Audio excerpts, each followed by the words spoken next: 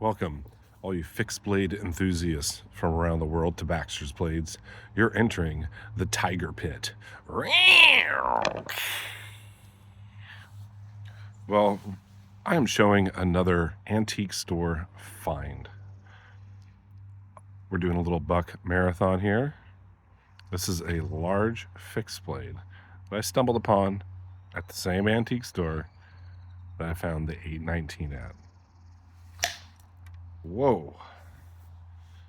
Celebration. Popping ice. It came with the sheath. And like I'd mentioned in the 819 video, that the store owner said it didn't have a sheath, and so he purchased this one. It looks like a very good fit.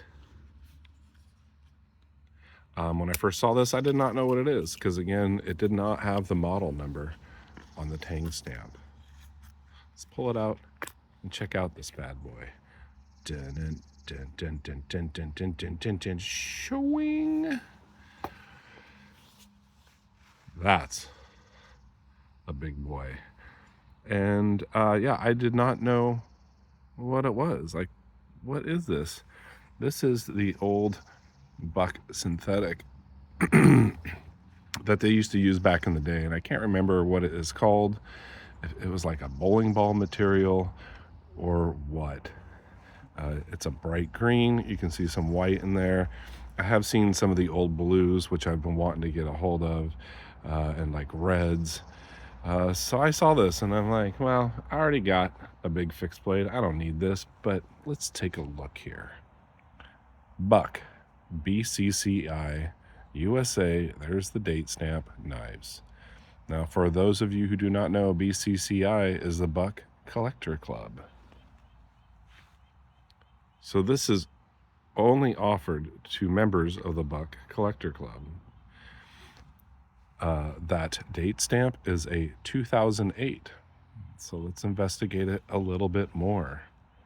Celebrating 20 years. One of 150 collectible knives. In the fine print there, it says 1988 to 2008. So I do believe this is a 2008, and it says 20 years of commemorating buck knives. One of 150 collectible knives. So maybe in that time period they produced 150 collectible knives, and this is just one that they did, because I look at the back here and see 826/150. So is this number 150 of 826 made? Very interesting, because it can't be number 826 of 150 made. Or maybe this is number 826 of the 150th collectible knives that they have released. Very fascinating. No steel represented there, so I'm assuming it's 420 high carbon stainless steel. It is a brushed satin finish. Very sharp, obviously never used. Hollow ground. Very cool. And then I realized, yes, it must be very similar to a Buck 120 General. So I have mine here to check out and compare.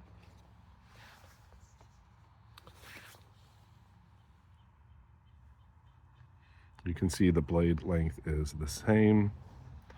It does not have a fuller or blood groove in it. The handles are very similar.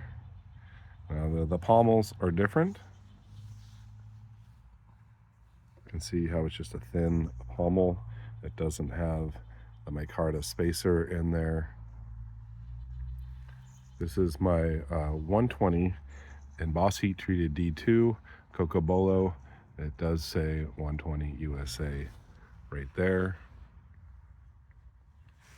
And then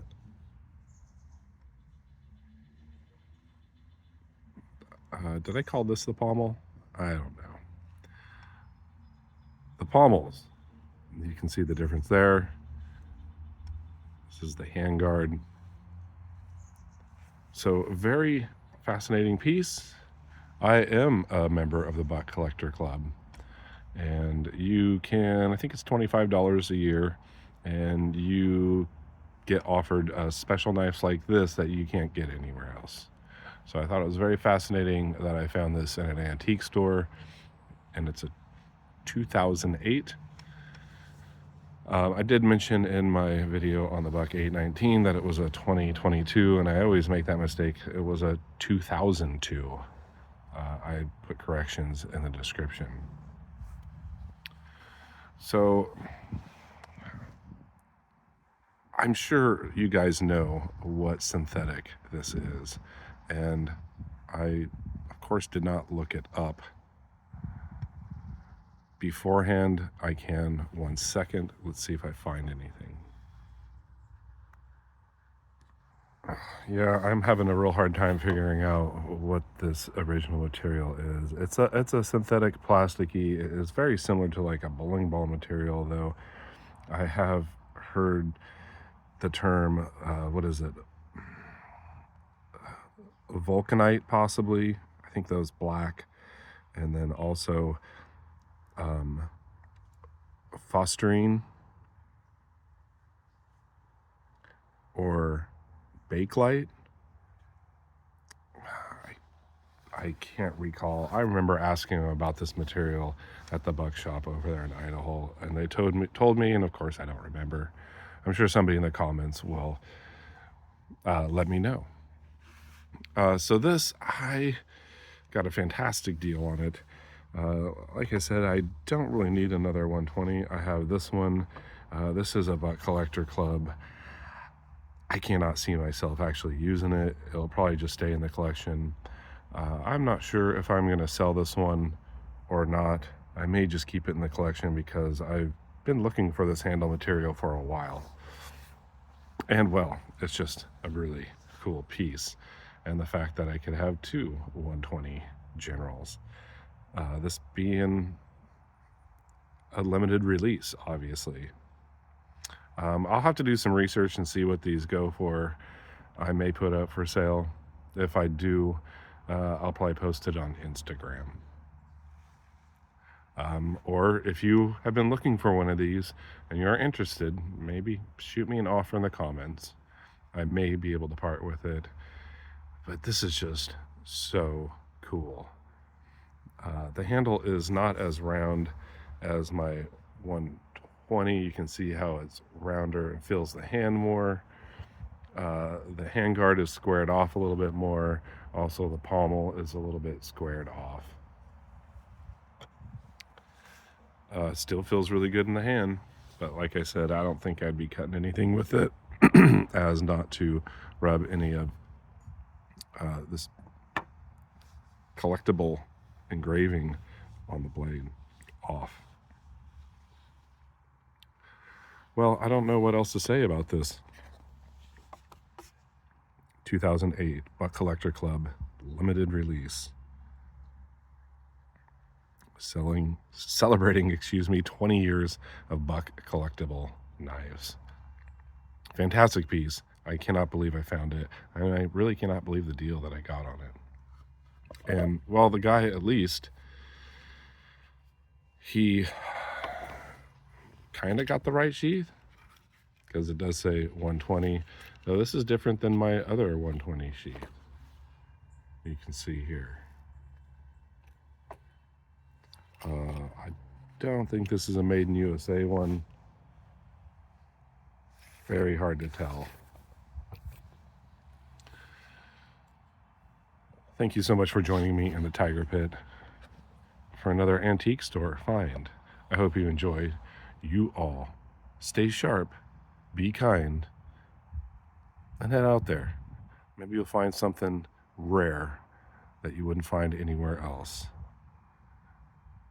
Take care.